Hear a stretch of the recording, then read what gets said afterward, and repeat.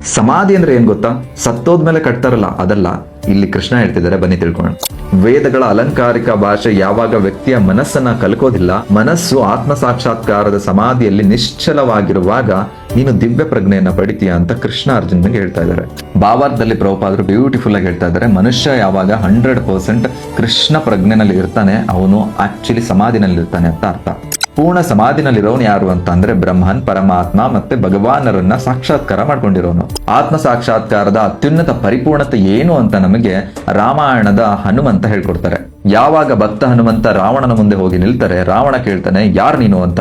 ಆಗ ಹನುಮಂತ ಹೇಳ್ಬೋದಿತ್ತು, ನಾನು ಅಷ್ಟಸಿದ್ಧಿ ವಿಧಾತ, ನಾನು ಕೇಸರಿ ರಾಜನ ಮಗ. ಅವರ ಬಗ್ಗೆ ಅವರು ಹೇಳ್ಕೊಳಕ್ಕೆ ಎಷ್ಟೆಲ್ಲ ಇತ್ತು. ಆದ್ರೆ ಹನುಮಂತ ಹೇಳಿದ್ದು, ನಾನು ರಾಮನ ಬಂಟ, ನಾನು ರಾಮನ ಸೇವಕ ಅಂತ. ರಾಮನ ಸೇವಕ, ಕೃಷ್ಣನ ಸೇವಕ ಅಂತ ಯಾವಾಗ ರಿಯಲೈಸ್ ಆಗ್ತೀವಿ, ಅದು ಆತ್ಮ ಸಾಕ್ಷಾತ್ಕಾರದ ಅತ್ಯುನ್ನತ ಪರಿಪೂರ್ಣತೆ. ಹಾಗಾಗಿ ಕೃಷ್ಣ ಹೇಳಿದ್ದು, ಅಂತ ಅಚಲ ಭಕ್ತನಿಗೆ ಈ ವೇದಗಳ ಅಲಂಕಾರಿಕ ಭಾಷೆ, ಸ್ವರ್ಗಕ್ಕೆ ನೀನು ಇರ್ತೀಯ, ಆ ಥರದ್ದೆಲ್ಲ ಅವನ ಮನಸ್ಸನ್ನ ಕಲ್ಕೋದಿಲ್ಲ ಅಂತ. ಯಾಕಂತಂದ್ರೆ ಆ ಅಚಲವಾದ ಭಕ್ತ ಭಗವಂತನೊಡನೆ ನೇರ ಸಂಪರ್ಕವನ್ನು ಹೊಂದಿರ್ತಾನೆ. ಅವನಿಗೆ ಹಾರ್ಟಿಂದ ಡೈರೆಕ್ಟ್ಲಿ ಪರಮಾತ್ಮನ ಡೈರೆಕ್ಷನ್ ಸಿಗ್ತಾ ಇರುತ್ತೆ. ನಾವು ಕೂಡ ಭಕ್ತ ಹನುಮಂತರ ದಾರಿನಲ್ಲಿ ಸಾಗಬೇಕು ಅಂತಂದ್ರೆ ಗುರುವಿನ ಆಜ್ಞೆ ಮತ್ತೆ ಕೃಷ್ಣನ ಮಾತುಗಳನ್ನ ಕೇಳಿದ್ರೆ ನಾವು ಕೂಡ ಆಗ್ಬೋದು. ಅಟ್ಲೀಸ್ಟ್ ಹನುಮಂತನಂತ ಶ್ರೇಷ್ಠ ಭಕ್ತ ಆಗ್ಲಿಲ್ಲ ಅಂತಂದ್ರು ಅವರಲ್ಲಿ 0.0001% ಆದ್ರೂ ಆಗ್ಬೋದು. ಈ ಶ್ಲೋಕ ಬಂದು, ಶ್ರುತಿ ವಿಪ್ರತಿಪನ್ನಾತೆ ಯದಾ ಸ್ಥಾಸ್ಯತಿ ನಿಶ್ಚಲ ಸಮಾಧಾವಚಲ ಬುದ್ಧಿ ತದಾ ಯೋಗಂ ಅವಾಪ್ಸ್ಯಸಿ. ಒಬ್ಬ ಮೂರ್ಖ ಎಲ್ಲಿ ತನಕ ಮಾತಾಡೋದಿಲ್ಲ ಅಲ್ಲಿ ತನಕ ಅವನು ಮೂರ್ಖ ಅಂತ ಗೊತ್ತಾಗೋದಿಲ್ಲ. ಇಲ್ಲಿ ತನಕ ಕೃಷ್ಣ ನೀನು ಭಕ್ತಿ ಸೇವೆನಲ್ಲಿ ತೊಡಕೋಬೇಕು, ಹಾಗೆ ಕೃಷ್ಣ ಪ್ರಜ್ಞೆನಲ್ಲಿ ಮುಂದುವರಿಬೇಕು ಅಂತ ಅರ್ಜುನಿಗೆ ಹೇಳಿದ್ರಿಂದ ಅರ್ಜುನ ಇವಾಗ ಕೇಳ್ತಾ ಇದ್ದಾನೆ, ಯಾರು 100% ಕೃಷ್ಣ ಪ್ರಜ್ಞೆನಲ್ಲಿ ಇರ್ತಾರೆ ಅವರ ಲಕ್ಷಣಗಳೇನು, ಅವರು ಹೇಗೆ ಮಾತಾಡ್ತಾರೆ, ಅವರ ಭಾಷೆ ಯಾವುದು, ಅವರು ಹೇಗೆ ಕುತ್ಕೊಳ್ತಾರೆ, ಅವರು ಹೇಗೆ ನಡೀತಾರೆ ಅನ್ನೋ ತಿಳ್ಕೊಳ್ಳೋ ಆಸಕ್ತಿ ಅರ್ಜುನಿಗೆ ಇವಾಗ. ನೋಡಿ, ಪ್ರತಿಯೊಬ್ಬನಿಗೂ ಅವನದೇ ಆದ ವಿಶಿಷ್ಟವಾದ ವಿಶೇಷವಾದ ಲಕ್ಷಣಗಳಿರ್ತವೆ. ಉದಾಹರಣೆಗೆ ಐಶ್ವರ್ಯವಂತ ತಾನು ಐಶ್ವರ್ಯವಂತ ಅಂತ ತೋರಿಸ್ಕೊಳ್ಳೋ ಲಕ್ಷಣಗಳಿರ್ತವೆ. ಒಬ್ಬ ರೋಗಿಗೆ ತಾನು ರೋಗಿ ಅನ್ನೋ ಲಕ್ಷಣಗಳಿದ್ರೆ, ಒಬ್ಬ ವಿದ್ವಾಂಸನಿಗೆ ಅವನದೇ ಆದ ಲಕ್ಷಣಗಳಿರ್ತವೆ. ಅದೇ ರೀತಿಯಲ್ಲಿ ಕೃಷ್ಣ ಪ್ರಜ್ಞೆಯನ್ನ 100% ಸಾಧಿಸಿದವನ ಗುಣಲಕ್ಷಣಗಳು ಯಾವ ರೀತಿ ಅಂತ ತಿಳ್ಕೊಳ್ಳೋಕೆ ಆಸೆ ಅರ್ಜುನಿಗೆ ಇವಾಗ. ಅದಕ್ಕೆ ಅರ್ಜುನ ಮೊದಲು ಕೇಳಿದ್ದು, ಅವನು ಹೇಗೆ ಮಾತಾಡ್ತಾನೆ. ಯಾಕಂತಂದ್ರೆ ಒಬ್ಬ ಮೂರ್ಖ ಮಾತಾಡದೇನೆ ಅವನು ಮೂರ್ಖ ಅಂತ ಗೊತ್ತಾಗೋದೇ ಇಲ್ಲ. ಅದೇ ರೀತಿಯಲ್ಲಿ ಅವನು ಯಾವ ರೀತಿ ಕುಳಿತುಕೊಳ್ತಾನೆ, ಯಾವ ರೀತಿ ನಡೀತಾನೆ, ಎಲ್ಲ ಕ್ಯೂರಿಯಾಸಿಟಿ ಈಗ ಅರ್ಜುನಿಗೆ ತಿಳ್ಕೊಳ್ಳೋಕೆ. ಮುಂದಿನ ಶ್ಲೋಕದಲ್ಲಿ ಕೃಷ್ಣನೇ ತನ್ನ ಭಕ್ತ ಯಾವ ರೀತಿ ಇರ್ತಾನೆ ಅಂತ ಹೇಳ್ತಾ ಹೋಗ್ತಾರೆ. ನೋಡೋಣ ಮುಂದಿನ ಶ್ಲೋಕದಲ್ಲಿ. ಹರೇ ಕೃಷ್ಣ. ಈ ಶ್ಲೋಕದ ಉಚ್ಚಾರಣೆ ಬಂದು, ಅರ್ಜುನ ಉವಾಚ ಸ್ಥಿತ ಪ್ರಜ್ಞಸ್ಯ ಕಾ ಭಾಷಾ ಸಮಾಧಿಸ್ತಸ್ಯ ಕೇಶವ ಸ್ಥಿತದಿಹಿ ಕಿಂ ಪ್ರಭಾಷೇತ ಕಿಮಾಸೀತ ವ್ರಜೇತ ಕಿಂ. ಕೃಷ್ಣ ಹೇಗಿರ್ತಾರೆ 100% ಕೃಷ್ಣ ಪ್ರಜ್ಞೆಯನ್ನು ಉಳ್ಳವರು, ಅರ್ಥಾತ್ ನನ್ನ ಭಕ್ತರು ಅಂತ ಅರ್ಜುನ ಕೇಳಿದ್ದಕ್ಕೆ ಕೃಷ್ಣ ಈಗ ಹೇಳ್ತಾ ಹೋಗ್ತಾ ಇದ್ದಾರೆ, ಕೇಳಿ. ಹೇ ಪಾರ್ಥ, ಮನಸ್ಸಿನ ಕಲ್ಪನೆಯಿಂದ ಉಂಟಾದ ವಿವಿಧ ಬಗೆಯ ಇಂದ್ರಿಯ ಸುಖಗಳನ್ನ ನನ್ನ ಭಕ್ತ ತ್ಯಜಿಸಿರ್ತಾನೆ. ಆತನ ಮನಸ್ಸು ಪರಿಶುದ್ಧವಾಗಿರುತ್ತೆ, ಆತ್ಮನಲ್ಲೇ ಸಂತುಷ್ಟನಾಗಿರ್ತಾನೆ. ಅಂತಹ ವ್ಯಕ್ತಿಯನ್ನ ಶುದ್ಧ ದಿವ್ಯ ಪ್ರಜ್ಞೆಯಲ್ಲಿರೋನು ಅಥವಾ ಕೃಷ್ಣ ಪ್ರಜ್ಞೆಯಲ್ಲಿರೋನು ಅಂತ ನಾನು ಕರಿತೀನಿ ಅಂತ ಕೃಷ್ಣ ಹೇಳಿದ್ರು. ಈಗ ನಮ್ಮನ್ನ ನಾವೇ ನೋಡ್ಕೊಳ್ಳೋಣ. ನಮಗೆ ಇಂದ್ರಿಯಗಳ ಮೇಲೆ ಪ್ರೀತಿ ಎಷ್ಟಿದೆ ಅಂತ ಅಂದ್ರೆ, ಕಣ್ಣು ಒಂದನ್ನ ಕೇಳುತ್ತೆ, ಕಿವಿ ಇನ್ನೊಂದನ್ನ ಕೇಳುತ್ತೆ, ಮತ್ತೆ ನಾಲ್ಗೆ ಮತ್ತೊಂದನ್ನ ಕೇಳುತ್ತೆ. ಅದನ್ನ ಎಲ್ಲ ನಾವು ತೃಪ್ತಿ ಪಡಿಸ್ತಾನೆ ಹೋಗ್ತಾ ಇರ್ತೀವಿ. ಹೀಗೆ ಇಂದ್ರಿಯಗಳನ್ನ ತೃಪ್ತಿಪಡಿಸ್ತಾ ನಮ್ಮ ಜೀವನದ ಸಮಯ ಮತ್ತೆ ಶಕ್ತಿಯನ್ನ ವ್ಯರ್ಥ ಮಾಡ್ತಾ ಇರ್ತೀವಿ. ಆದ್ರೆ ಇಲ್ಲಿ ನೋಡಿ, ಕೃಷ್ಣ ಭಕ್ತನ ವೈಶಿಷ್ಟ್ಯತೆ ಏನು ಅಂದ್ರೆ, ಅವನು ಈ ಇಂದ್ರಿಯಗಳ ಟೆಂಪರರಿ ಅಂದ್ರೆ ಅಶಾಶ್ವತ ಸುಖಕ್ಕೆ ಮಾರು ಹೋಗೋದಿಲ್ಲ. ಯಾಕೆ ಮಾರು ಹೋಗೋದಿಲ್ಲ? ನಮ್ಮಂತೆ ಅವನು ಮನುಷ್ಯನೇ, ಅವನಿಗೂ ಆಸೆ ಆಮಿಷಗಳು ಎಲ್ಲ ಇರುತ್ತವೆ ಅಂತ ಕೇಳಿದ್ರೆ, ಅವನು ಹೈಯರ್ ಟೇಸ್ಟ್ ಅಂದ್ರೆ ಉನ್ನತ ರುಚಿ ಭಕ್ತಿ ಸೇವೆನಲ್ಲಿ ಅಥವಾ ಕೃಷ್ಣನ ಸೇವೆನಲ್ಲಿ ತೊಡಗಿರ್ತಾನೆ. ಉದಾಹರಣೆಯ ಮೂಲಕ ಅರ್ಥ ಮಾಡ್ಕೊಳ್ಳೋಣ. ಭಕ್ತ ಹನುಮಂತ ತನ್ನ ಇಡೀ ಜೀವನದಲ್ಲಿ ಶ್ರೀರಾಮನ ಹತ್ತಿರ ಏನನ್ನೂ ಕೇಳಲಿಲ್ಲ, ಭಕ್ತಿ ಸೇವೆಯನ್ನ ಬಿಟ್ಟು. ಹಾಗೆ ಇನ್ನೊಂದು ಉದಾಹರಣೆಯನ್ನ ತಗೊಳ್ಳಿ. ನರಸಿಂಹ ಉಗ್ರವಾಗಿ ಕಂಬದಿಂದ ಒಡೆದು ಬಂದಿದ್ದೇ ಪ್ರಹ್ಲಾದನಿಗೋಸ್ಕರ. ಹಿರಣ್ಯಕಶಿಪುವಿನ ವಧೆ ಮಾಡಿದ್ಮೇಲೆ ಪ್ರಹ್ಲಾದನಿಗೆ ಕೇಳ್ತಾರೆ, ನಿನಗೆ ಏನ್ ಬೇಕು ಕೇಳು, ನಾನು ಅದನ್ನು ಕೊಡ್ತೀನಿ ಅಂತ. ಅದಕ್ಕೆ ಪ್ರಹ್ಲಾದ ಹೇಳ್ತಾರೆ, ನಾರದ ಮುನಿ ಮತ್ತೆ ನಿಮ್ಮ ಭಕ್ತಿ ಸೇವೆಯನ್ನ ಬಿಟ್ಟು ನಾನು ಇನ್ನೇನ ಕೇಳಿ, ನನಗೆ ಬೇರೆ ಏನೂ ಬೇಡ ಅಂತ. ನೀವು ಕೇಳ್ಬೋದು, ಇಂದ್ರಿಯ ತೃಪ್ತಿಗೋಸ್ಕರ ಈ ಭಕ್ತರು ಏನೂ ಕೇಳ್ತಾ ಇಲ್ಲ, ಇವ್ರ ಲೈಫ್ ಬೋರಿಂಗ್ ಆಗಿರತ್ತಾ ಅಂತ. ಇಲ್ಲ, ಅದಕ್ಕೆ ಕೃಷ್ಣ ಇಲ್ಲಿ ಹೇಳ್ತಾ ಇರೋದು, ಕೃಷ್ಣ ಪ್ರಜ್ಞೆನಲ್ಲಿ ಭಕ್ತಿ ಸೇವೆಯಲ್ಲಿ ತೊಡಗಿಕೊಂಡು ಆತ್ಮನಲ್ಲಿ ನನ್ನ ಭಕ್ತ ಸಂತುಷ್ಟನಾಗಿರ್ತಾನೆ ಅಂತ. ಈ ಭಕ್ತಿ ಸೇವೆ ಶಾಶ್ವತ ಆಗಿರೋದ್ರಿಂದ, ಹಾಗೆ ಪರಮಾನಂದವನ್ನ ಉಂಟು ಮಾಡೋದ್ರ ಕಾರಣ ಅವರಿಗೆ ಈ ಅಶಾಶ್ವತವಾದ ಟೆಂಪರರಿ ಥಿಂಗ್ಸ್ ಮೇಲೆ ಅಟ್ರಾಕ್ಷನ್ ಅಥವಾ ಬಯಕೆ ಬರೋದಿಲ್ಲ. ಜಸ್ಟ್ ಲೈಕ್ ಒಂದು ಮಗುವಿನ ಕೈಯಲ್ಲಿ ಒಂದು ಸಣ್ಣ ಗೊಂಬೆ ಇದೆ ಅಂತಂದ್ರೆ ಅದನ್ನ ಕಸ್ಕೊಂಡ್ರೆ ಅಳುತ್ತೆ. ಆದ್ರೆ ನೀವೇನಾದ್ರೂ ಒಂದು ದೊಡ್ಡ ಗೊಂಬೆನ ರೀಪ್ಲೇಸ್ ಮಾಡಿ ಆ ಸಣ್ಣ ಗೊಂಬೆನ ಕಸ್ಕೊಂಡ್ರೆ ಅದು ಅಳೋದಿಲ್ಲ, ಇನ್ನು ಖುಷಿ ಆಗುತ್ತೆ. ಅದೇ ರೀತಿಯಲ್ಲಿ ರಾಮಭಕ್ತಿ, ಕೃಷ್ಣ ಪ್ರಜ್ಞೆ ನಮಗೆ ಉನ್ನತ ರುಚಿಯನ್ನ ಕೊಡೋದ್ರ ಕಾರಣ ನಮಗೆ ಯಾವ್ದೆಲ್ಲ ಲೋವರ್ ಅಟ್ರಾಕ್ಷನ್ಸ್ ಇರುತ್ತೆ ಅದೆಲ್ಲ ಹೋಗ್ತಾ ಬರುತ್ತೆ. ಶ್ಲೋಕ ಬಂದು ಶ್ರೀ ಭಗವಾನುವಾಚ ಪ್ರಜಹಾತಿ ಯದಾ ಕಾಮಾನ್ ಸರ್ವಾನ್ ಪಾರ್ಥ ಮನೋಗತಾನ್ ಆತ್ಮನ್ಯೇವತ್ಮನಾ ತುಷ್ಟಃ ಸ್ಥಿತ ಪ್ರಜ್ಞಸ್ತಧೋಚ್ಯತೆ.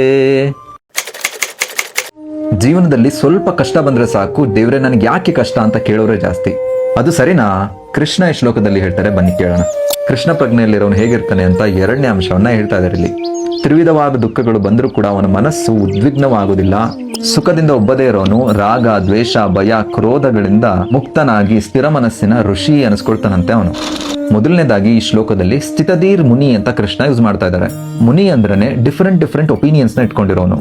ಒಬ್ಬ ಮುನಿಯ ಒಪಿನಿಯನ್ನು ಇನ್ನೊಬ್ಬ ಮುನಿಯ ಒಪಿನಿಯನ್ನು ಯಾವತ್ತೂ ಕೂಡ ಸೇಮ್ ಇರೋದಿಲ್ಲ. ಆದ್ರೆ ಕೃಷ್ಣ ಇಲ್ಲಿ ಯೂಸ್ ಮಾಡಿದ್ದು ಸ್ಥಿತಧೀರ್ ಮುನಿ ಅಂತ. ಈ ಒಪಿನಿಯನ್ ಊಹಾಪೋಹಗಳನ್ನೆಲ್ಲ ತೊಡೆದು ಹಾಕಿ ವಾಸುದೇವ ಸರ್ವಂ ಇತಿ ಅಂದ್ರೆ ವಾಸುದೇವನೇ ಎಲ್ಲ ಅನ್ನೋ ಕನ್ಕ್ಲೂಷನ್ಗೆ ಬಂದಿರ್ತಾನೆ ಇವನು ಸ್ಥಿತಧೀರ್ ಮುನಿ. 2ನೇದಾಗಿ ತ್ರಿವಿಧ ದುಃಖಗಳು ಅಂತ ಯೂಸ್ ಮಾಡ್ತಾ ಇದ್ದಾರೆ. ಆ ತ್ರಿವಿಧ ದುಃಖಗಳು ಬಂದು 1ನೇದು ಆದಿ ಭೌತಿಕ ದುಃಖ, 2ನೇದು ಆದಿ ದೈವಿಕ ದುಃಖ, 3ನೇದು ಆಧ್ಯಾತ್ಮಿಕ ದುಃಖ. ಆದಿ ಭೌತಿಕ ದುಃಖ ಅಂತ ಅಂದ್ರೆ ನಮಗೆ ಬೇರೆಯವರಿಂದ ಬರೋ ತೊಂದರೆಗಳು, ಅದು ಮನುಷ್ಯರಾಗಿರ್ಬೋದು ಅಥವಾ ಯಾವುದೇ ಪ್ರಾಣಿ ಕೀಟಗಳಾಗಿರ್ಬೋದು. ಈಗ ಒಂದು ಸೊಳ್ಳೆ ಬಂದು ನನಗೆ ಕಚ್ಚುತ್ತೆ, ಅದು ಬಂದು ಆದಿ ಭೌತಿಕ ದುಃಖ. 2ನೇದು ಆದಿ ದೈವಿಕ ದುಃಖ ಅಂದ್ರೆ ಸುನಾಮಿ, ಸುಂಟರಗಾಳಿ ಈ ತರ ದೇವತೆಗಳಿಂದ ಬರೋ ದುಃಖವನ್ನ ಆದಿ ದೈವಿಕ ದುಃಖ ಅಂತ ಕರಿತೀವಿ. 3ನೇದ್ದು ಆಧ್ಯಾತ್ಮಿಕ ದುಃಖ ಅಂದ್ರೆ ನಮ್ಮ ಓನ್ ಮೈಂಡ್ ಅಂದ್ರೆ ಮನಸ್ಸೇ ನಮಗೆ ಶತ್ರುವಾಗಿ ಟಾರ್ಚರ್ ಕೊಡ್ಲಿಕ್ಕೆ ಸ್ಟಾರ್ಟ್ ಮಾಡುತ್ತೆ. ಯಾರೇ ಆಗ್ಲಿ ಈ ತ್ರಿವಿಧ ದುಃಖಗಳು ಬಂದಾಗ ಅವನ ಮನಸ್ಸು ಚಂಚಲವಾಗುತ್ತೆ, ಯಾವ ರೀತಿ ಇದನ್ನೆಲ್ಲ ಸಾಲ್ವ್ ಮಾಡೋದು ಅಂತ. ಆದರೆ ಕೃಷ್ಣಲ್ಲಿ ಹೇಳ್ತಿದ್ದಾರೆ ತನ್ನ ಭಕ್ತನ ಸ್ಪೆಷಾಲಿಟಿನೇ ಇದು. ತ್ರಿವಿಧ ದುಃಖಗಳು ಬಂದರೂ ಕೂಡ ಅಯ್ಯೋ ನನಗೇನೋ ದೊಡ್ಡ ದುಃಖ ಬರ್ಬೇಕಿತ್ತೇನೋ, ಆದ್ರೆ ಸಣ್ಣ ದುಃಖ ಬರ್ತಾ ಇದೆ ಕೃಷ್ಣನ ಕೃಪೆಯಿಂದ ಅಂತ ಪ್ರಸಾದದ ರೂಪದಲ್ಲಿ ಸ್ವೀಕರಿಸ್ತಾನಂತೆ ಆ ದುಃಖನ. ಹಾಗೆ ಕೃಷ್ಣ ಏನೋ ಕಮ್ಮಿ ಇಲ್ಲ. ತನ್ನ ಭಕ್ತನಿಗೆ ಯಾವುದೋ ಒಂದು ಕರ್ಮ ಇತ್ತು ಅಂತ ಅಂದ್ರೆ, ಅವನ ಕೈ ಹೋಗ್ಬೇಕಂತ ಇತ್ತು ಅಂತ ಅಂದ್ರೆ ಒಂದು ಉಗುರನ್ನ ಹೋಗೋಂಗ್ ಮಾಡ್ತಾನಷ್ಟೇ. ದುಃಖ ಏನೋ ಓಕೆ, ಈಗ ಸುಖ ಬಂತು ಅಂದ್ರೆ ಯಾವ ರೀತಿ ಹ್ಯಾಂಡಲ್ ಮಾಡ್ತಾನೆ ಗೊತ್ತಾ? ನಾನು ಈ ಸುಖಕ್ಕೆ ಅರ್ಹನಲ್ಲ, ಭಗವಂತ ಕೊಟ್ಟಿರೋ ಕರುಣೆ ಅಂತ ಭಗವಂತನ ಕೊಂಡಾಡ್ತಾನಂತೆ, ಕೃತಜ್ಞತೆ ಹೇಳ್ತಾನಂತೆ. ಹಾಗೆ ತಾನು ಸುಖವಾಗಿ ಹಾಯಾಗಿರೋ ಟೈಮನ್ನ ಭಗವಂತನಿಗೆ ಉತ್ತಮ ಸೇವೆಯನ್ನ ಮಾಡ್ಲಿಕ್ಕೆ ಹಾತೊರಿತಿರ್ತಾನೆ ಮತ್ತೆ ಮಾಡ್ತಾನೆ ಕೂಡ. ಮತ್ತೆ ಈ ಕ್ರೋಧ ಮೋಹಗಳು ಬರೋದೆ ನಾವು ಮಾಡೋ ಕೆಲಸದ ಫಲಿತಾಂಶಗಳಿಗೆ ನಾವು ಅಟ್ಯಾಚ್ ಆಗೋದ್ರಿಂದ. ಆದ್ರೆ ಇಲ್ಲಿ ಭಕ್ತ ತಾನು ಮಾಡೋ ಕಾರ್ಯದಿಂದ ಬರೋ ಫಲಿತಾಂಶವನ್ನ ಭಗವಂತನಿಗೆ ಮುಂಚೆನೆ ಸಮರ್ಪಿಸಿಕೊಂಡಿರೋದ್ರಿಂದ, ಹಾಗಾಗಿ ತಾನು ಮಾಡೋ ಕಾರ್ಯದಿಂದ ಬರೋ ಗೆಲುವಾಗ್ಲಿ ಸೋಲಾಗ್ಲಿ ಅವನಿಗೆ ಮೋಹ ಕೂಡ ಬರುವುದಿಲ್ಲ ಅಥವಾ ಕ್ರೋಧ ಕೂಡ ಬರುವುದಿಲ್ಲ. ಈ ಶ್ಲೋಕ ಬಂದು ದುಃಖೇಶು ಅನುದ್ವಿಗ್ನಮನಾಹ ಸುಖೇಶು ವಿಗತ ಸ್ಪೃಹ ವೀತರಾಗ ಭಯಕ್ರೋಧ ಸ್ಥಿತಧೀರ್ ಮುನಿರುಚ್ಯತೆ. ಒಳ್ಳೇದಾದ್ರೆ ಹೊಗಳೋದು, ಕೆಟ್ಟದಾದ್ರೆ ಬೈಯೋದು, ಇದನ್ನೇ ತಾನೇ ಕಲ್ತಿರೋದು. ಆದ್ರೆ ಈ ಶ್ಲೋಕದಲ್ಲಿ ಕೃಷ್ಣ ಡಿಫ್ರೆಂಟ್ ಆಗಿರೋದನ್ನ ಕಲಿಸ್ತಾನೆ, ಬನ್ನಿ ನೋಡೋಣ. ನಾವು ಹಿಂದಿನ ಶ್ಲೋಕಗಳೆಲ್ಲ ಅರ್ಥ ಮಾಡ್ಕೊಂಡ್ವಿ, ಈ ಜಗತ್ತು ದ್ವಂದ್ವದಿಂದ ಕೂಡಿದೆ. ಸುಖ, ದುಃಖ, ಜಯ, ಅಪಜಯ ಈ ತರ ದ್ವಂದ್ವಗಳಿಂದ ಕೂಡಿದೆ. ಈ ಕ್ಷಣಕ್ಕೆ ನನಗೆ ಒಳ್ಳೇದೇನೋ ಆಗ್ತಾ ಇದೆ ಅಂದ ತಕ್ಷಣ ಇಡೀ ಲೈಫ್ ಪೂರ ನನಗೆ ಒಳ್ಳೇದೇ ಆಗುತ್ತೆ ಅಂತ ಹೇಳಕ್ ಬರಲ್ಲ. ಅದೇ ರೀತಿನಲ್ಲಿ ಈ ಕ್ಷಣಕ್ಕೆ ನನಗೆ ಕೆಟ್ಟದಾಗ್ತಿದೆ ಅಂದ ತಕ್ಷಣ ಅದು ಲೈಫ್ ಪೂರ ಕೆಟ್ಟದೇ ಆಗುತ್ತೆ ಅಂತಾನೂ ಹೇಳಕ್ ಬರಲ್ಲ. ಯಾವಾಗ ನಾನು ಒಳ್ಳೇದು ಕೆಟ್ಟದು ಅಂತ ಡಿಸೈಡ್ ಮಾಡ್ತೀನಿ ಅವಾಗ ನಾನು ಕೃಷ್ಣ ಪ್ರಜ್ಞೆನಲ್ಲಿ ಇಲ್ಲ ಅಂತ ಅರ್ಥ. ಯಾಕಂತ ಅಂದ್ರೆ ಕೃಷ್ಣ ಪ್ರಜ್ಞೆನಲ್ಲಿರೋನು ಕೃಷ್ಣನ ಕಣ್ಣುಗಳ ಮೂಲಕ ಈ ಜಗತ್ತನ್ನ ನೋಡ್ತಾ ಇರ್ತಾನೆ. ಅವನಿಗೆ ಪಾಪ ಪುಣ್ಯಗಳ ಬಗ್ಗೆ, ಕರ್ಮಗಳ ಬಗ್ಗೆ, ಈ ಜಗತ್ತಿನ ಬಗ್ಗೆ, ಮತ್ತೆ ಅದಕ್ಕಿಂತ ಹೆಚ್ಚಿನದಾಗಿ ಈ ಜಗತ್ತಿನ ಸೃಷ್ಟಿಕರ್ತ ಜಗನ್ನಾಥ ಕೃಷ್ಣನ ಬಗ್ಗೆ ಜ್ಞಾನ ಇರುತ್ತೆ. ಹಾಗೆ ಅವನು ಭಗವಂತನೊಂದಿಗೆ ನೇರ ಸಂಪರ್ಕದಲ್ಲಿ ಇರೋ ಕಾರಣ ಈ ಐಹಿಕ ಜಗತ್ತಿನಲ್ಲಿ ಒಳ್ಳೆದಾದ್ರೆ ಅವನು ಹೊಗಳೋದಿಲ್ಲ, ಕೆಟ್ಟದಾದ್ರೆ ಅವನು ಬೈಯೋದಿಲ್ಲ. ಹಾಗೆ ಈ ಒಳ್ಳೆದು ಕೆಟ್ಟದ್ದು ಅವನ ಮನಸ್ಸನ್ನು ಕೂಡ ತಾಗೋದಿಲ್ಲ. ಅವನು ಈ ದ್ವಂದ್ವದಿಂದ ಕೂಡಿದ ಶುಭ ಅಶುಭಗಳಿಂದ ಎಲ್ಲ ಬಾಧಿತನಾಗಿರೋದಿಲ್ಲ. ನಿಮ್ಗೆ ಕನ್ಫ್ಯೂಸ್ ಆಗ್ಬೋದು. ಉದಾಹರಣೆ ತಗೊಳ್ಳೋಣ. ಯಾವಾಗ ನರಸಿಂಹದೇವರು ಕಂಬವನ್ನ ಒಡೆದುಕೊಂಡು ಬಂದು ಹಿರಣ್ಯಕಶಿಪುವನ್ನ ಕೊಲ್ತಾರೆ, ಆಗ ಪ್ರಹ್ಲಾದ ಮಹಾರಾಜ ಇದನ್ನ ಅಶುಭ ಅಂತ ಹೇಳೋದಿಲ್ಲ, ಶುಭ ಅಂತ ಕನ್ಸಿಡರ್ ಮಾಡಿ ನರಸಿಂಹದೇವನಿಗೆ ಮಾಲೆಯನ್ನ ಅರ್ಪಿಸ್ತಾರೆ. ಅಂದ್ರೆ ನೀವು ಕೇಳ್ಬೋದು, ಸಾವು ಅಶುಭ ತಾನೇ, ಹೇಗೆ ಶುಭ ಅಂತ?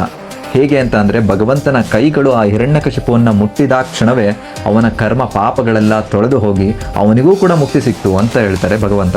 ಹಾಗಾಗಿ ಭಕ್ತ ಈ ದಿವ್ಯ ಪ್ರಜ್ಞೆಯಲ್ಲಿರೋ ಕಾರಣ ಅವನು ಯಾವಾಗಲೂ ಈ ಸರ್ವ ಕಾರಣಂ ಕೃಷ್ಣ ಅಂತ ನಂಬಿರೋದ್ರಿಂದ, ಹಾಗೆ ಅವನು ರಿಯಲೈಸ್ ಮಾಡ್ಕೊಂಡಿರೋದ್ರಿಂದ ಅವನಿಗೆ ಯಾವುದೂ ಕೂಡ ಶುಭ ಅಶುಭಗಳಿಲ್ಲ, ಎಲ್ಲದೂ ಕೂಡ ಶುಭವೇ, ಎಲ್ಲದೂ ಕೂಡ ಒಳ್ಳೆಯದೇ. ಯಾಕಂತ ಅಂದ್ರೆ ಅವನಿಗೆ ಗೊತ್ತು ತನ್ನ ಪರಮಾತ್ಮ ತನ್ನ ಭಗವಂತನ ಆದೇಶವಿಲ್ಲದೆ ಒಂದು ಹುಲ್ಲು ಕಡ್ಡಿ ಕೂಡ ಅಲ್ಲಾಡೋದಿಲ್ಲ ಅಂತ. ಈ ಶ್ಲೋಕ ಬಂದು ಯಹ ಸರ್ವತ್ರ ಅನಭಿಸ್ನೇಹ ತತ್ತತ್ ಪ್ರಾಪ್ಯ ಶುಭಾಶುಭಂ ನಾಭಿನಂದಂತಿ ನ ದ್ವೇಷ್ಟಿ ತಸ್ಯ ಪ್ರಜ್ಞಾ ಪ್ರತಿಷ್ಠಿತಾ. ಕೃಷ್ಣ ಆಮೆಯ ಬಗ್ಗೆ ಹೇಳ್ತಾ ಇದ್ದಾರೆ. ಏನಕ್ಕೆ ಅಂತ ತಿಳ್ಕೊಂಡು ಬನ್ನಿ. ನೀವು ಆಮೆಯನ್ನ ನೋಡಿದ್ರೆ ಏನಾದ್ರೂ ಡೇಂಜರ್ ಬಂತು ಅಂದ ತಕ್ಷಣ ತನ್ನ ಅಂಗಾಂಗಗಳನ್ನೆಲ್ಲ ತನ್ನ ಚಿಪ್ಪಿನೊಳಗಡೆ ಎಳ್ಕೊಂಡ್ಬಿಡುತ್ತೆ. ಅದೇ ರೀತಿನಲ್ಲಿ ಯಾರು ತನ್ನ ಇಂದ್ರಿಯಗಳನ್ನ ಇಂದ್ರಿಯ ವಿಷಯಗಳಿಂದ ಹಿಂದಕ್ಕೆ ಎಳ್ಕೊಳ್ಬಲ್ಲರೋ ಅವರು ಪರಿಪೂರ್ಣ ಪ್ರಜ್ಞೆಯಲ್ಲಿ ಸ್ಥಿತರಾಗಿದ್ದಾರೆ ಅಂತ ಕೃಷ್ಣ ಇಲ್ಲಿ ಹೇಳ್ತಾ ಇದ್ದಾರೆ. ನಾವು ನಮ್ಮ ಇಂದ್ರಿಯಗಳನ್ನ ಬೇಕಾಬಿಟ್ಟಿಯಾಗಿ ಯೂಸ್ ಮಾಡ್ಲಿಕ್ಕೆ ಶಿಕ್ಷಣ ಬೇಡ, ಆದ್ರೆ ಯಾವ ರೀತಿಯಲ್ಲಿ ಆ ಇಂದ್ರಿಯಗಳನ್ನ ನಿಯಂತ್ರಿಸಬೇಕು ಮತ್ತೆ ಯಾವ ರೀತಿಯಲ್ಲಿ ಸರಿಯಾಗಿ ಯೂಸ್ ಮಾಡಬೇಕು ಅನ್ನೋದಕ್ಕೆ ಶಿಕ್ಷಣ ಬೇಕಿರೋದು. ಆದ್ರೆ ಈಗಿನ ಜಗತ್ತಿನಲ್ಲಿ ನೋಡಿದ್ರೆ ಯಾವ ರೀತಿ ನಮ್ಮ ಇಂದ್ರಿಯಗಳನ್ನ ಬೇಕಾಬಿಟ್ಟಿಯಾಗಿ ಯೂಸ್ ಮಾಡ್ಬೋದು ಅನ್ನೋದಕ್ಕೆ ಶಿಕ್ಷಣ ಸಿಗ್ತಾ ಇರೋದು. ಉದಾಹರಣೆಗೆ ಲಸ್ಟ್, ಕಾಮ, ಅದನ್ನ ಯಾವ ರೀತಿ ಬೇಕಾಬಿಟ್ಟಿನಲ್ಲಿ ಯೂಸ್ ಮಾಡಬೇಕು ಅನ್ನೋದಕ್ಕೆ ನಮ್ಗೆ ಶಿಕ್ಷಣ ಬೇಡ, ಅದನ್ನ ಯಾವ ರೀತಿ ಕಂಟ್ರೋಲ್ ಮಾಡಬೇಕು ಅನ್ನೋದಕ್ಕೆ ಆಕ್ಚುಲಿ ಶಿಕ್ಷಣ ಬೇಕಿರೋದು. ಆದ್ರೆ ಇವಾಗಿನ ಮೂವೀಸ್ನ ನೋಡಿ ಅದರಲ್ಲಿ ಲಸ್ಟ್ ಇಲ್ಲ ಅಂತಂದ್ರೆ ಮೂವಿ ಓಡೋದೇ ಇಲ್ಲ. ಗ್ರೀಡ್, ದುರಾಸೆಯನ್ನ ನಮ್ಗೆ ಹೇಳ್ಕೊಡ್ಬೇಕಂತ ಇಲ್ಲ, ನಮ್ಮಷ್ಟಕ್ಕೆ ನಾವೇ ಕಲ್ತ್ಕೊಂಡ್ಬಿಡ್ತೀವಿ. ಆದ್ರೆ ಅದನ್ನ ಯಾವ ರೀತಿ ಕಡಿವಾಣ ಹಾಕ್ಬೇಕು, ನಿಯಂತ್ರಿಸಬೇಕು ಅನ್ನೋದನ್ನ ಆಕ್ಚುಲಿ ಹೇಳ್ಕೊಡ್ಬೇಕಾಗಿರೋದು. ಹಾಗಾಗಿ ಇಲ್ಲಿ ಕೃಷ್ಣ ಹೇಳ್ತಾ ಇರೋದು, ನಿಜವಾದ ಭಕ್ತನ ಅಥವಾ ನಿಜವಾದ ಯೋಗಿಯ ಪರೀಕ್ಷೆ ಆತ ತನ್ನ ಪ್ಲಾನ್ ಪ್ರಕಾರ ಅಂದ್ರೆ ಯೋಜನೆಗಳ ಪ್ರಕಾರ ತನ್ನ ಇಂದ್ರಿಯಗಳನ್ನ ನಿಯಂತ್ರಿಸಬಲ್ಲನ ಅನ್ನೋದಾಗಿರುತ್ತೆ. ಈ ಜಗತ್ತಿನಲ್ಲಿ ನೋಡಿ ಬಹಳಷ್ಟು ಮಂದಿ ತಮ್ಮ ಇಂದ್ರಿಯಗಳ ಸೇವಕರಾಗಿರ್ತಾರೆ. ಹಾಗೆ ಆ ಇಂದ್ರಿಯಗಳು ಯಾವ ರೀತಿ ಬಯಸ್ತವೆ ಅದೇ ರೀತಿಯಲ್ಲಿ ನಡೆದುಕೊಳ್ತಾ ಇರ್ತಾರೆ. ಆದ್ರೆ ಒಬ್ಬ ಯೋಗಿಯ ಅಥವಾ ಭಕ್ತನ ಸ್ಥಿತಿ ಏನು ಅಂತ ಕೇಳಿದ್ರೆ ಇದೇ ಅದಕ್ಕೆ ಉತ್ತರ. ಆಕ್ಚುಲಿ ನಮ್ಮ ಶಾಸ್ತ್ರ ನಮ್ಮ ಇಂದ್ರಿಯಗಳನ್ನೆಲ್ಲ ವಿಷ ಸರ್ಪಕ್ಕೆ ಹೋಲಿಸುತ್ತೆ. ಅವುಗಳು ಸರ್ಪಗಳೇ ಆಗಿದ್ರು ಕೂಡ ಯೋಗಿ ಅಥವಾ ಭಕ್ತ ಅವುಗಳನ್ನ ಕಂಟ್ರೋಲ್ ಮಾಡೋ ಹಾವಾಡಿಗನಾಗಿರ್ಬೇಕಂತೆ. ಹಾಗಾಗಿ ತುಂಬಾ ಜನ ಕೇಳೋ ಪ್ರಶ್ನೆನೇ, ನಿಮ್ಮ ಸನಾತನ ಧರ್ಮದಲ್ಲಿ ಯಾಕೆ ಇಷ್ಟೊಂದು ರೂಲ್ಸ್ ಅಂಡ್ ರೆಗ್ಯುಲೇಷನ್ಸ್ಗಳಿದೆ ಅಂತ. ಆ ರೂಲ್ಸ್ ಅಂಡ್ ರೆಗ್ಯುಲೇಷನ್ಸ್ಗಳು ಇರೋದೇ ನಮ್ಮ ಇಂದ್ರಿಯಗಳನ್ನ ನಿಗ್ರಹಿಸಲಿಕ್ಕೆ. ಮೊದಲನೇ ಅಧ್ಯಾಯದಲ್ಲಿ ನೋಡಿದ್ವಿ ಕೃಷ್ಣ ಋಷಿಕೇಶ ಅಂತ, ಅಂದ್ರೆ the master of the all senses, ಅಂದ್ರೆ ಇಂದ್ರಿಯಗಳ ಒಡೆಯ. ಸೊ ಯಾವಾಗ ನಮ್ಮ ಇಂದ್ರಿಯಗಳು ಎಲ್ಲಾ ಇಂದ್ರಿಯಗಳ ಒಡೆಯ ಭಗವಂತನ ಸೇವೆನಲ್ಲಿ ತೊಡಗ್ತವೆ, ಅವಾಗ ನಾವು ಈ ಆಮೆಯ ರೀತಿಯಲ್ಲಿ ನಮ್ಮ ಇಂದ್ರಿಯಗಳನ್ನ ಇಂದ್ರಿಯ ವಿಷಯಗಳಿಂದ ಹಿಂದಕ್ಕೆ ಎಳ್ಕೋಬಹುದು. ಹಾಗಾಗಿನೇ ಕೃಷ್ಣ ಮುಂದುವರಿಸಿ ಹೇಳಿದ್ದು ಅರ್ಜುನಿಗೆ, ನೀನು ಯುದ್ಧ ಮಾಡಬೇಕು, ಅದು ನನ್ನ ಸೇವೆ ಅಂತ. ಶ್ಲೋಕ ಬಂದು ಯದಾ ಸಂಹರತೆ ಚಾಯಂ ಕೂರ್ಮೋ ಜ್ಞಾನೀವ ಸರ್ವಶಃ ಇಂದ್ರಿಯಾಣಿ ಇಂದ್ರಿಯ ಅರ್ಥೇಭ್ಯಃ ತಸ್ಯ ಪ್ರಜ್ಞಾ ಪ್ರತಿಷ್ಠಿತಾ. ಬ್ಯಾಡ್ ಹ್ಯಾಬಿಟ್ಸ್ ಇಂದ ಹೊರಗೆ ಬರೋದು ಹೇಗೆ ಅಂತ ತಲೆ ಕೆಡಿಸ್ಕೊಂಡಿದ್ರೆ ಈ ಶ್ಲೋಕ ಕೇಳಿ.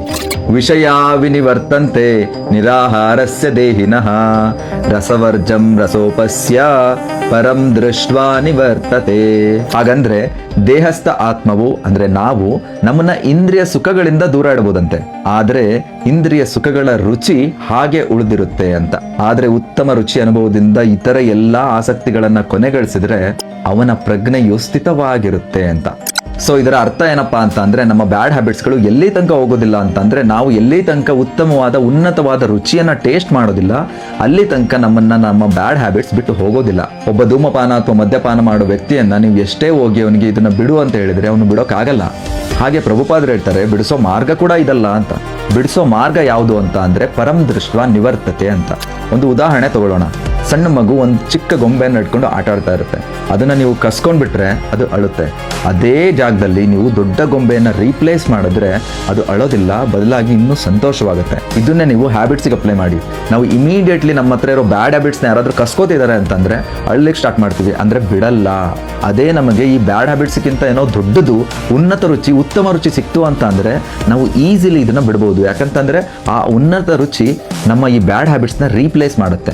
ಉದಾಹರಣೆಗೆ ಬೇರೆ ಎಲ್ಲೂ ಹೋಗೋದು ಬೇಡ, ಭಕ್ತಿ ವೇದಾಂತ ಸ್ವಾಮಿ ಪ್ರಭುಪಾದರು ಅಮೆರಿಕಕ್ಕೆ ತಮ್ಮ 70ನೇ ವಯಸ್ಸಿನಲ್ಲಿ ತಮ್ಮ ಗುರುಗಳ ಆದೇಶದ ಮೇರೆಗೆ ಕೃಷ್ಣ ಪ್ರಜ್ಞೆಯನ್ನ ಪಾಶ್ಚಾತ್ಯ ದೇಶಗಳಿಗೆ ಕೊಡೋಕೆ ಅಂತ ಹೋಗ್ತಾರೆ. ಅಲ್ಲಿ ಹೋಗಿ ನೋಡಿದ್ರೆ ಆ ಜನರೆಲ್ಲ ಹಿಪ್ಪೀಸ್ ಆಗಿದ್ದಾರೆ.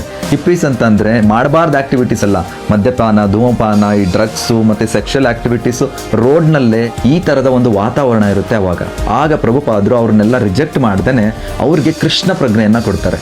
ಅದು ಹರಿನಾಮ ಸಂಕೀರ್ತನೆಯ ಮೂಲಕ, ಭಗವದ್ಗೀತೆಯ ಮೂಲಕ, ಪ್ರಸಾದದ ಮೂಲಕ. ಯಾವಾಗ ಆ ಹಿಪ್ಪೀಸ್ ಎಲ್ಲ ಈ ಉನ್ನತ ರುಚಿ ಕೃಷ್ಣ ಪ್ರಜ್ಞೆಯನ್ನ ಸವಿತಾರೆ, ಅವರು ಆಟೋಮೆಟಿಕಲಿ ಅವ್ರಿಗಿದ್ದ ಬ್ಯಾಡ್ ಹ್ಯಾಬಿಟ್ಸ್ನೆಲ್ಲ ಬಿಟ್ಟು ಬಿಡ್ತಾರೆ. ಆ ಬ್ಯಾಡ್ ಹ್ಯಾಬಿಟ್ಸ್ನೆಲ್ಲ ಬಿಟ್ಟು ಅತ್ಯುನ್ನತ ಕೃಷ್ಣ ಭಕ್ತರಾಗ್ತಾರೆ. ಇದು ಆಕ್ಚುಲಿ ಪ್ರಾಕ್ಟಿಕಲ್ ನಡೆದಿರೋದು. ಕೃಷ್ಣ ಅದನ್ನೇ ನಮಗೆ ಹೇಳ್ತಾ ಇರೋದು, ಪರಂ ದೃಷ್ಟ್ವಾ ನಿವರ್ತತೆ ಅಂದ್ರೆ ಉನ್ನತ ರುಚಿಯನ್ನ ನೀನು ಸವಿದಾಗ ಈ ಕೆಳರುಚಿಗಳನ್ನೆಲ್ಲ ನೀನು ಬಿಟ್ಟು ಬಿಡ್ತೀಯಾ ಅಂತ. ನಾನು ನಿಮಗೆ ಸಜೆಸ್ಟ್ ಮಾಡೋ 2 ಹ್ಯಾಬಿಟ್ಸ್ ಅಂದರೆ, ಮೊದಲನೇದು ಈ ಹರೇ ಕೃಷ್ಣ ಮಹಾಮಂತ್ರವನ್ನು ದಿನಾಲೂ ಟ್ರೈ ಮಾಡಿ ಚಾಂಟ್ ಮಾಡಲಿಕ್ಕೆ ಅಟ್ಲೀಸ್ಟ್ 108 ಬಾರಿ. ಎರಡನೇದು ಬಂದು ಭಗವದ್ಗೀತಾ ಬುಕ್ ರೀಡಿಂಗ್. ನಾವು ಆಲ್ರೆಡಿ ಈಗ ಭಗವದ್ಗೀತಾ ಸೀರೀಸ್ನ ಸ್ಟಾರ್ಟ್ ಮಾಡಿದ್ದೀವಿ. ಇದರಿಂದ ಶ್ಲೋಕವನ್ನು ಕೇಳಿಸ್ಕೊಡಿ ಮತ್ತು ಬುಕ್ನಲ್ಲಿ ಓದಲಿಕ್ಕೆ ಟ್ರೈ ಮಾಡಿ. ಅವಾಗ ನಿಮಗೆ ಜಾಸ್ತಿ ಮೆಮೊರೈಸಸ್ ಕೂಡ ಆಗುತ್ತೆ. ಸೊ ಈ ರೀತಿಯಾಗಿ ಕೃಷ್ಣ ಪ್ರಜ್ಞೆಯ ಹ್ಯಾಬಿಟ್ಸ್ನ ನಾವು ಡೆವಲಪ್ ಮಾಡ್ಕೊಂತ ಹೋದರೆ ಯಾವುದೇ ಬ್ಯಾಡ್ ಹ್ಯಾಬಿಟ್ಸ್ ಆಗಿರಲಿ ಅದು ಆಟೋಮೆಟಿಕಲಿ ಹೋಗುತ್ತೆ. ನೀವು ಅದ್ರ ಬಗ್ಗೆ ಫೋಕಸ್ ಮಾಡಬೇಕಂತಾನೆ ಇಲ್ಲ. ನಿಮಗೆ ಈ ಹರೇ ಕೃಷ್ಣ ಮಹಾಮಂತ್ರವನ್ನು ಹೇಗೆ ಜಪಿಸಬೇಕು, ರೂಲ್ಸ್ ಆ್ಯಂಡ್ ರೆಗ್ಯುಲೇಷನ್ಸ್ ಏನು, ಯಾವಾಗ ಮಾಡಬೇಕು, ಹೇಗೆ ಮಾಡಬೇಕು, ಅದೆಲ್ಲ ಏನೋ ಡೌಟ್ ಇತ್ತು ಅಂತಂದರೆ ಈ ವಿಡಿಯೋಕ್ಕೆ ಹರೇ ಕೃಷ್ಣ ಅಂತ ಕಮೆಂಟ್ ಮಾಡಿ. ನಾನು ನಿಮಗೆ ಪೂರ್ಣವಾದ A to Z ಇನ್ಫಾರ್ಮೇಷನ್ ಇರೋ ವಿಡಿಯೋನ ಕಳಿಸ್ಕೊಡ್ತೀನಿ. Thank you very much. Hare Krishna. Krishna ಇನ್ನೊಂದು ವಾರ್ನಿಂಗ್ ಕೊಡ್ತಾ ಇದ್ದಾರೆ ಈ ಶ್ಲೋಕದಲ್ಲಿ. ಹೇ ಅರ್ಜುನ, ಈ ಇಂದ್ರಿಯಗಳು ಎಷ್ಟು ಬಲಶಾಲಿ ಮತ್ತೆ ಆವೇಶದಿಂದ ಕೆಲಸ ಮಾಡ್ತವೆ ಅಂತ ಅಂದ್ರೆ ಅವುಗಳನ್ನ ನಿಯಂತ್ರಿಸಬೇಕು ಅಂತ ಪ್ರಯತ್ನಿಸುತ್ತಿರೋ ಎಂಥ ವಿವೇಚನಾತ್ಮಕ ವ್ಯಕ್ತಿಯ ಮನಸ್ಸನ್ನು ಕೂಡ ಸೆಳೆದುಕೊಂಡು ಹೋಗ್ಬಿಡ್ತವೆ ಅಂತ. ಅರ್ಥ ಏನಪ್ಪಾ ಅಂತ ಅಂದ್ರೆ ಯಾರಿಗ ಆಸೆ ಇರಲ್ಲ ಹೇಳಿ ಇಂದ್ರಿಯಗಳನ್ನ ಗೆಲ್ಲಬೇಕು ಅಂತ. ಎಷ್ಟೋ ಮಂದಿ ವಿದ್ವಾಂಸರಾದ ಸಾಧುಗಳು, ತತ್ವಜ್ಞಾನಿಗಳು, ಅಷ್ಟೇ ಯಾಕೆ ಆಧ್ಯಾತ್ಮಿಕವಾದಿಗಳು ಪ್ರಯತ್ನ ಪಡ್ತಾನೆ ಇರ್ತಾರೆ. ಅವರೆಷ್ಟೇ ಪ್ರಯತ್ನಿಸಿದ್ರು ಅವರಲ್ಲಿ ಅತ್ಯಂತ ಶ್ರೇಷ್ಠರಾದವರು ಕೂಡ ಮನಸ್ಸಿನ ಕಾರಣದಿಂದಾಗಿ ಇಂದ್ರಿಯ ಭೋಗಕ್ಕೆ ಬಲಿಯಾಗ್ಬಿಡ್ತಾರೆ. ಉದಾಹರಣೆಗೆ ಮಹರ್ಷಿ ಪರಿಪೂರ್ಣ ಯೋಗಿಯಾದ ವಿಶ್ವಾಮಿತ್ರರನ್ನೇ ತಗೊಳ್ಳಿ. ಎಷ್ಟೋ ಸಾವಿರ ವರ್ಷಗಳ ಕಠಿಣ ತಪಸ್ಸಿನಿಂದ, ಯೋಗಾಭ್ಯಾಸದಿಂದ ಅವರು ತಮ್ಮ ಇಂದ್ರಿಯ ನಿಗ್ರಹವನ್ನು ಮಾಡಲಿಕ್ಕೆ ಅದೆಷ್ಟೋ ಪ್ರಯತ್ನ ಪಡ್ತಾ ಇದ್ರು. ಆದರೆ ಮೇನಕ್ಕೆ ದಾರಿ ತಪ್ಪಿಸಿದ್ರಿಂದ ಕಾಮಕ್ಕೆ ಬಲಿಯಾಗ್ತಾರೆ. ಅವರೊಬ್ಬರೇ ಅಲ್ಲ, ಜಗತ್ತಿನಲ್ಲಿ ಸಾವಿರಾರು ನಿದರ್ಶನಗಳು ಈ ಥರ ನಮಗೆ ಸಿಗ್ತವೆ. ಅದಕ್ಕೆ ಕೃಷ್ಣ ಇಲ್ಲಿ ವಾರ್ನಿಂಗ್ ಕೊಡ್ತಾ ಇರೋದು, ಪೂರ್ಣ ಕೃಷ್ಣ ಪ್ರಜ್ಞೆ ಇಲ್ಲದೇನೆ ನಾವು ಇಂದ್ರಿಯಗಳನ್ನು ಯಾವುದೇ ಕಾರಣಕ್ಕೂ ನಮ್ಮ ಕಂಟ್ರೋಲ್ ಅಂದರೆ ನಿಯಂತ್ರಣಕ್ಕೆ ತಗೊಳ್ಳೋಕ್ಕೆ ಸಾಧ್ಯ ಇಲ್ಲ ಅಂತ. ಅಂಥ ವಿದ್ವಾಂಸರು ಮಹರ್ಷಿಗಳ ಕೈಯಲ್ಲೇ ಆಗಲಿಲ್ಲ, ನಮ್ಮ ಕೈಯಲ್ಲಾಗುತ್ತಾ ಇಂದ್ರಿಯ ನಿಯಂತ್ರಣ ಅಂತಂದರೆ ಅದಕ್ಕೆ ಬೆಸ್ಟ್ ಎಕ್ಸಾಂಪಲ್ ಅಂಬರೀಷ ಮಹಾರಾಜರು. ಅದನ್ನು ಮುಂದಿನ ಶ್ಲೋಕದಲ್ಲಿ ಡಿಸ್ಕಸ್ ಮಾಡೋಣ.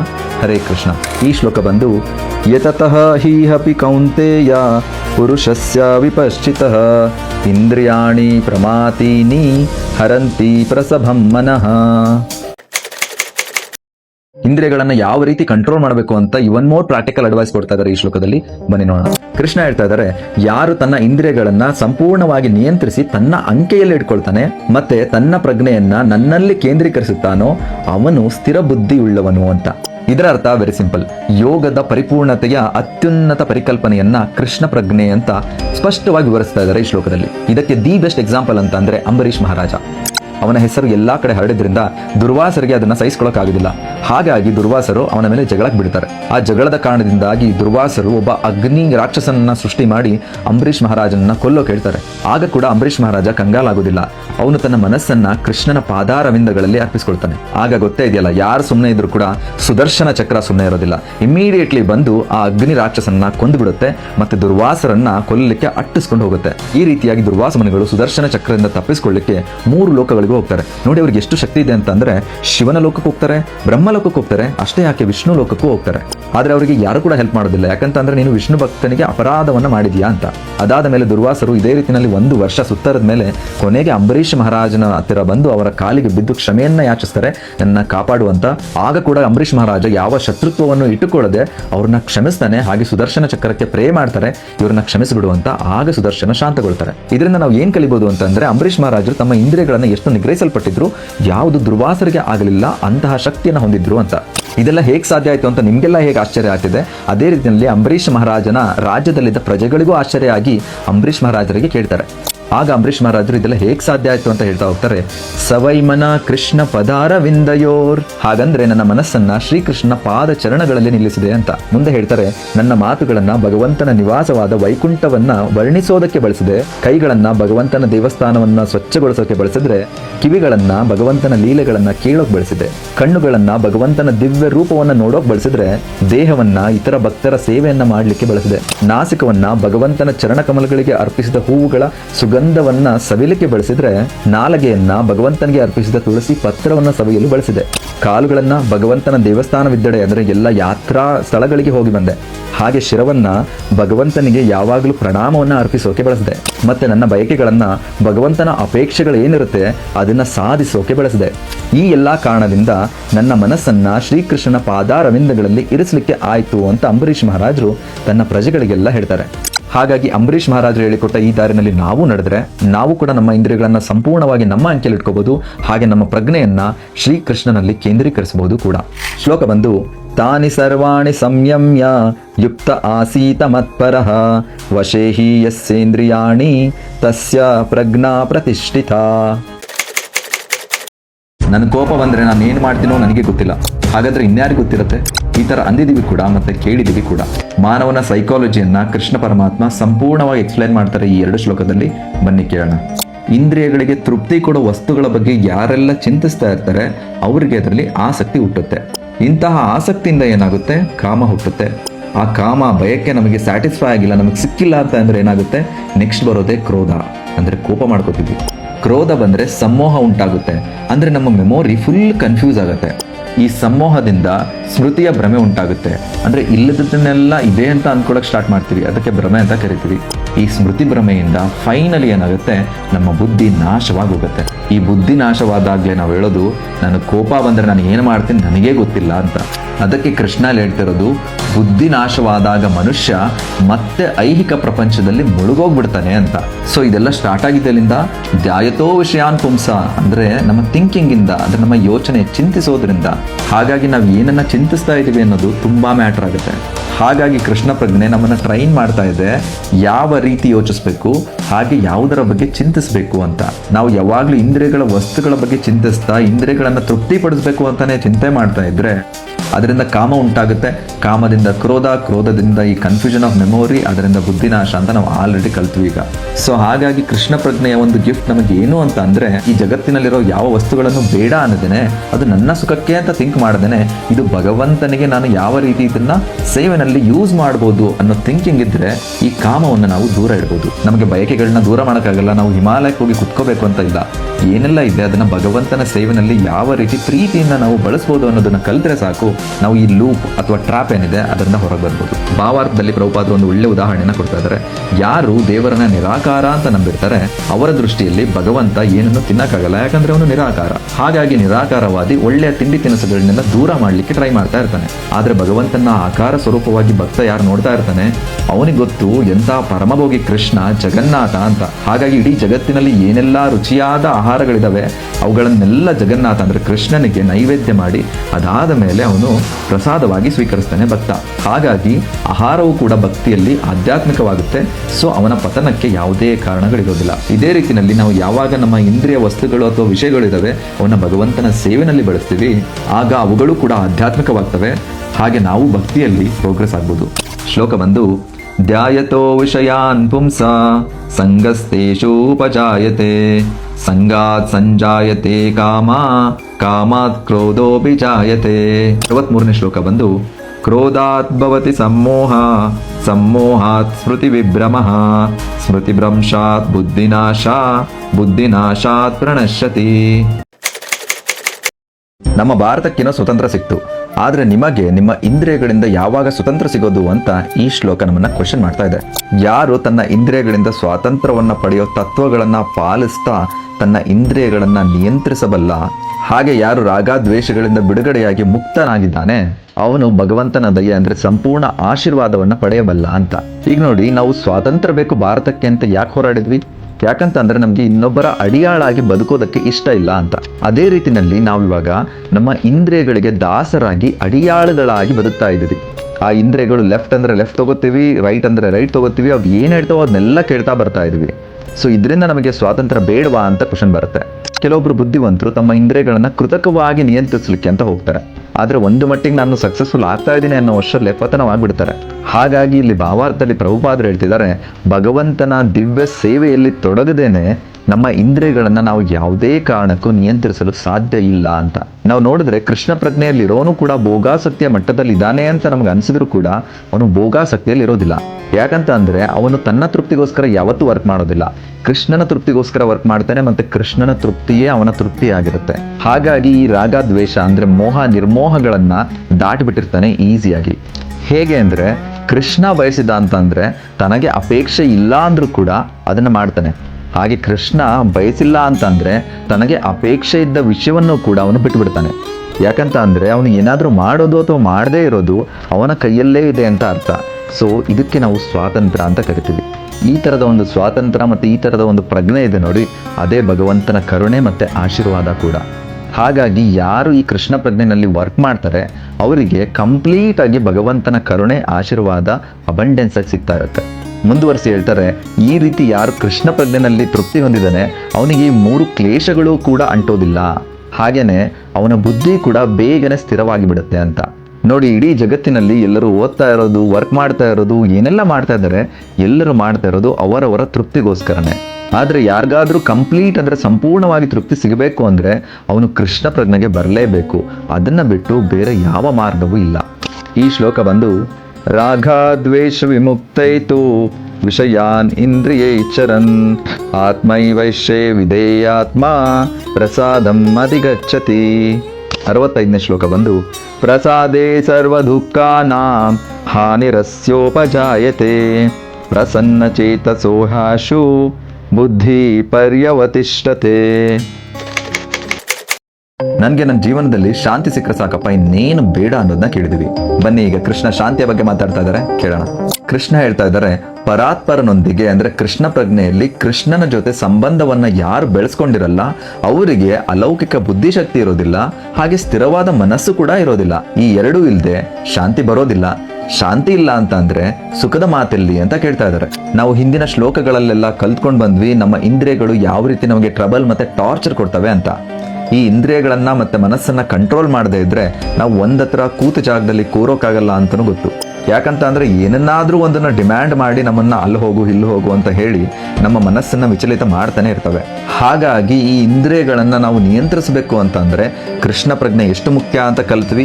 ಹಾಗೆ ಕೃಷ್ಣ ಪ್ರಜ್ಞೆಯನ್ನ ಬೆಳೆಸ್ಕೋಬೇಕು ಅಂತಂದ್ರೆ ಕೃಷ್ಣನ ಸೇವೆಯಲ್ಲಿ ತೊಡಗೋದು ಎಷ್ಟು ಮುಖ್ಯ ಅಂತ ನಾವು ಆಲ್ರೆಡಿ ಕಲ್ತ್ವಿ. ಹಾಗೆ ಅಂಬರೀಷ್ ಮಹಾರಾಜ ಹೇಳ್ಕೊಟ್ಟಿದ್ದನ್ನು ಕಲ್ತ್ವಿ. ಯಾವ ಯಾವ ಅಂಗಗಳನ್ನ ಯಾವ ಯಾವ ರೀತಿಯಲ್ಲಿ ಕೃಷ್ಣನ ಸೇವೆನಲ್ಲಿ ಅವನು ತೊಡಗಿಸ್ಕೋಬೇಕು ಅಂತ ನಮ್ಗೆ ಹೇಳ್ಕೊಟ್ಟ. ಸೊ ಇದರಿಂದ ಅರ್ಥ ಆಗುತ್ತೆ ಕೃಷ್ಣ ಪ್ರಜ್ಞೆ ಇಲ್ಲದವನಿಗೆ ಶಾಂತಿ ಯಾವುದೇ ಕಾರಣಕ್ಕೂ ಸಿಗೋದಕ್ಕೆ ಚಾನ್ಸ್ ಇಲ್ಲ ಅಂತ. ನೀವು ಇವಾಗ ನೋಡಿರ್ಬೋದು, ಎಷ್ಟೋ ಜನ ನಾನು ಮಲೆನಾಡಿಗೆ ಹೋದ್ರೆ ಶಾಂತಿ ಸಿಗುತ್ತೆ, ಇಲ್ಲ ಹಿಮಾಲಯದ ಸೈಡ್ ಹೋದ್ರೆ ಶಾಂತಿ ಸಿಗುತ್ತೆ, ಇಲ್ಲ ನನಗೆ ಆ ಪ್ಲೇಸ್ ಹೋದ್ರೆ ಶಾಂತಿ ಸಿಗುತ್ತೆ, ಈ ಪ್ಲೇಸ್ ಹೋದ್ರೆ ಶಾಂತಿ ಸಿಗುತ್ತೆ ಅಂತ ತುಂಬಾ ಟ್ರಿಪ್ ಪ್ಲಾನ್ ಮಾಡ್ತಾ ಇರ್ತಾರೆ. ಆದ್ರೆ ಅಂಟಿಲ್ ಅಂಡ್ ಅನ್ಲೆಸ್ ಅವರ ಇಂದ್ರಿಯ ಮತ್ತೆ ಮನಸ್ಸುಗಳು ಕಂಟ್ರೋಲಿಗೆ ಬರೋದಿಲ್ಲ, ನಿಯಂತ್ರಣಕ್ಕೆ ಸಿಗೋದಿಲ್ಲ, ಅಲ್ಲಿ ತನಕ ಶಾಂತಿಯ ಮಾತು ಎಲ್ಲಿ ಅಂತ ಇಲ್ಲಿ ಕೃಷ್ಣ ಕೇಳ್ತಾ ಇರೋದು. ಹಾಗಾಗಿ ಪ್ರಭುಪಾದರು ಇಲ್ಲಿ ಭಾವಾರ್ಥದಲ್ಲಿ ಹೇಳ್ತಾ ಇದ್ದಾರೆ, ಕೃಷ್ಣ ಪ್ರಜ್ಞೆ ಇಲ್ಲದಿರೋವನಿಗೆ ಅಂತಿಮ ಗುರಿ ಅನ್ನೋದಿರೋದಿಲ್ಲ.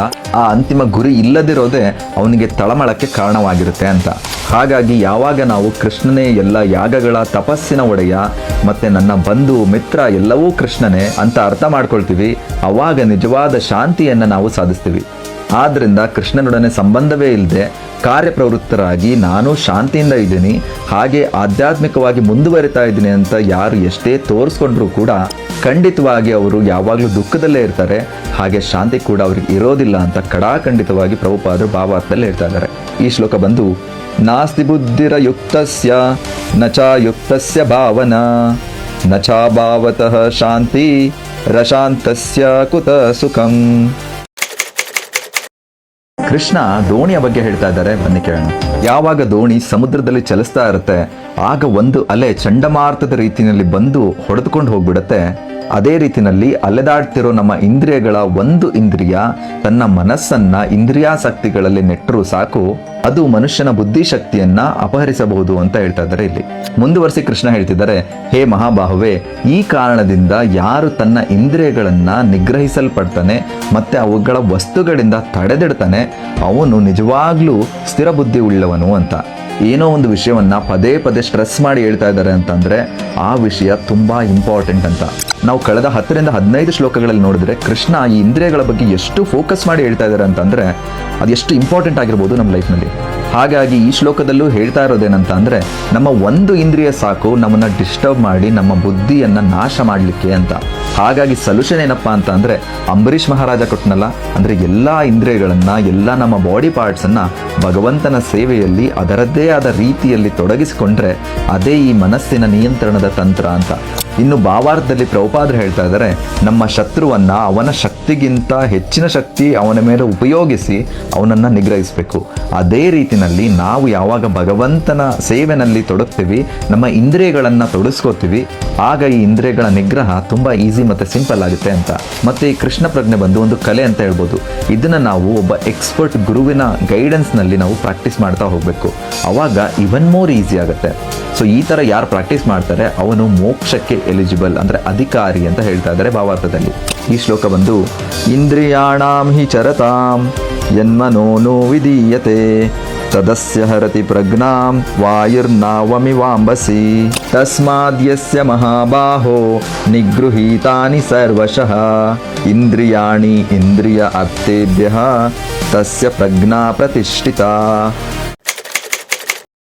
ಎಲ್ಲಾ ಪ್ರಾಣಿಗಳಿಗೆ ರಾತ್ರಿ ಆದಾಗ ಜಿತೇಂದ್ರಿಯನಿಗೆ ಎಚ್ಚರವಾಗಿರೋ ಕಾಲ ಅಂತೆ. ಹಾಗೆ ಎಲ್ಲಾ ಪ್ರಾಣಿಗಳಿಗೆ ಎಚ್ಚೆತ್ತಿರೋ ಕಾಲ ಬಂದು ಆಂತರ್ಯವನ್ನ ಪರೀಕ್ಷೆ ಮಾಡ್ಕೊಳ್ಳೋ ಮುನಿಗೆ ಅದು ರಾತ್ರಿ ವೇಳೆ ಅಂತೆ. ಏನಪ್ಪಾ ಇದು ಹಗಲು ರಾತ್ರಿ ಅಂತ ಕನ್ಫ್ಯೂಸ್ ಆಗ್ಬೇಡಿ, ಇದು ಎಕ್ಸಾಕ್ಟ್ಲಿ ಹಗಲು ರಾತ್ರಿ ಬಗ್ಗೆ ಮಾತಾಡ್ತಾ ಇರೋದಲ್ಲ. ಇದನ್ನ ಅನಾಲಜಿ ಅಂದ್ರೆ ಉದಾಹರಣೆಯನ್ನ ತಗೊಂಡು ಆತ್ಮ ಸಾಕ್ಷಾತ್ಕಾರದಲ್ಲಿ ತೊಡಗಿದ ವ್ಯಕ್ತಿ ಹೇಗಿರ್ತಾನೆ ಮತ್ತೆ ತೊಡಗದೇ ಇರೋ ವ್ಯಕ್ತಿ ಹೇಗಿರ್ತಾನೆ ಅನ್ನೋದನ್ನ ಹೇಳ್ತಾ ಇರೋದು. ಭಾವಾರ್ಥದಲ್ಲಿ ಇನ್ನೂ ತುಂಬಾ ಚೆನ್ನಾಗಿ ಹೇಳ್ತಾ ಇದ್ದಾರೆ ಪ್ರಭುಪಾದರು. ಬುದ್ಧಿವಂತರಲ್ಲಿ 2 ವರ್ಗ ಅಂತೆ. ಒಂದು ವರ್ಗದವರು ಇಂದ್ರಿಯ ತೃಪ್ತಿಗಾಗಿ ಮಾಡೋ ಐಹಿಕ ಚಟುವಟಿಕೆಗಳಲ್ಲಿ ಅತಿ ಬುದ್ಧಿವಂತರಂತೆ. ಇನ್ನೊಂದು ವರ್ಗದವರು ಆಂತರ್ಯ ಪರೀಕ್ಷೆಯನ್ನ ಮಾಡ್ಕೊಳ್ಳೋದ್ರಲ್ಲಿ ಅಂದ್ರೆ ಆತ್ಮ ಸಾಕ್ಷಾತ್ಕಾರದಲ್ಲಿ ಬುದ್ಧಿವಂತರು. ಆತ್ಮ ಸಾಕ್ಷಾತ್ಕಾರದಲ್ಲಿ ಯಾರು ತೊಡಗಿರ್ತಾರೆ ಅವರ ಚಟುವಟಿಕೆಗಳು ಇಂದ್ರಿಯ ತೃಪ್ತಿಯಲ್ಲಿ ಯಾರು ಮುಳುಗಿರ್ತಾನೆ ಅವನಿಗೆ ಅದು ರಾತ್ರಿ ಅಂತೆ. ಯಾಕಂತ ಅಂದ್ರೆ ಆತ್ಮ ಸಾಕ್ಷಾತ್ಕಾರದಲ್ಲಿ ಅವನಿಗೆ ಇಂಟ್ರೆಸ್ಟ್ ಇರೋದಿಲ್ಲ. ನಾವು ನೋಡ್ಬೋದು ರಾತ್ರಿ ಅಂತಂದ್ರೆ ಜನರಲಿ ಇನ್ಆಕ್ಟಿವ್ ಟೈಮ್, ಹಾಗಾಗಿ ರಾತ್ರಿಯನ್ನ ಇಲ್ಲಿ ಯೂಸ್ ಮಾಡ್ತಾ ಇದ್ದಾರೆ.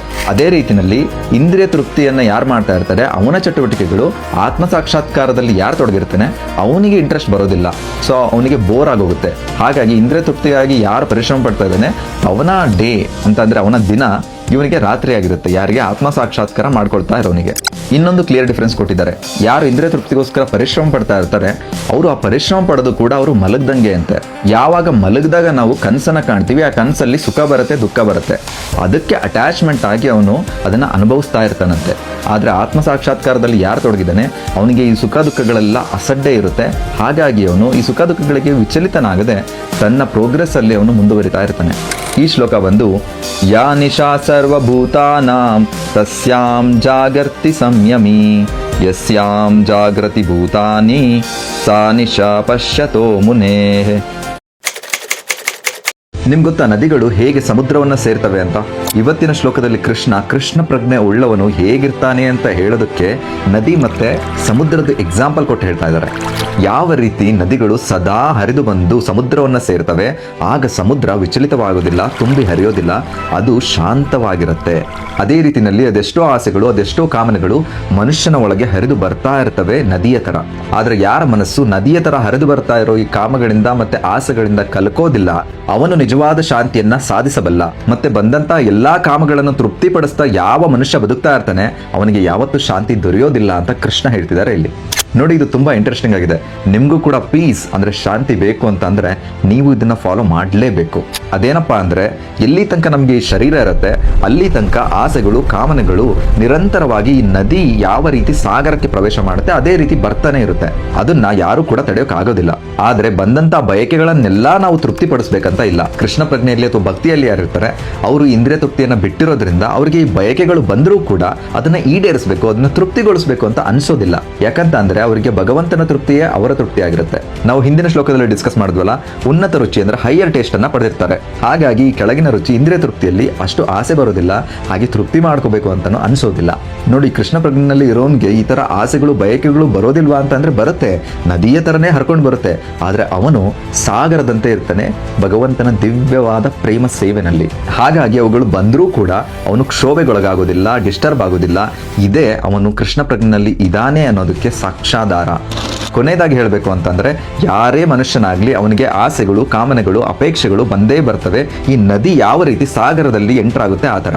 ಆದ್ರೆ ಕೃಷ್ಣ ಪ್ರಜ್ಞೆಯಲ್ಲಿರೋನು ಏನ್ ಮಾಡ್ತಾನೆ ಅಂದ್ರೆ ಆ ಬಯಕೆಗಳು ಆಸೆಗಳು ಬಂದು ಮತ್ತೆ ಹೋಗ್ಲಿಕ್ಕೂ ಕೂಡ ಪ್ಯಾಸೇಜ್ ಮಾಡ್ಕೊಡ್ತಾನೆ, ಅವನ್ನ ಹಿಡ್ಕೊಳ್ಳೋದಿಲ್ಲ. ಮತ್ತೆ ಅದೇ ಇಂದ್ರಿಯ ತೃಪ್ತಿ ಮೇಲೆ ತುಂಬಾ ಆಸಕ್ತನಾಗಿರೋನು ಏನ್ ಮಾಡ್ತಾನೆ, ಆ ಬಂದಂತ ಆಸೆಗಳನ್ನ ಬಯಕೆಗಳನ್ನ ಹಿಡ್ಕೊಂಡ್ಬಿಟ್ಟು ಅದನ್ನ ತೃಪ್ತಿ ಮಾಡಬೇಕು ಅಂತ ಓಡಾಡ್ತಾನೆ, ಶ್ರಮಿಸ್ತಾನೆ.